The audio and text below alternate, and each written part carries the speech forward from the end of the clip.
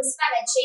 પાટણ જિલ્લામાં બપોર બાદ અચાનક જ વાતાવરણમાં પલટો આવતા વાવાઝોડા સાથે વરસાદ વરસ્યો। પાટણ જિલ્લામાં બપોર બાદ અચાનક જ વાતાવરણમાં પલટો આવ્યો અને હારીજ ખાતે ભારે પવન તથા વાવાઝોડા સાથે વરસાદ વરસ્યો તેમજ હારીજ, વરાણા, સમી, બાસ્પા, માંડવી, જીલવાણા, કઠીવાડા જેવા ગામોમાં ઓછા વત્તા પ્રમાણમાં વરસાદ વરસ્યો હતો। હારીજમાં જોવા જઈએ તો બપોર બાદ વાવાઝોડા સાથે વરસાદ નોંધાયો હતો અને પેટ્રોલ પંપના પિલર ઉપર મારેલું બોર્ડ વાવાઝોડાના કારણે ફંગોળાઈ ગયું હતું તેમજ વૃક્ષો પણ પડી જવાના બનાવો નોંધાયા હતા।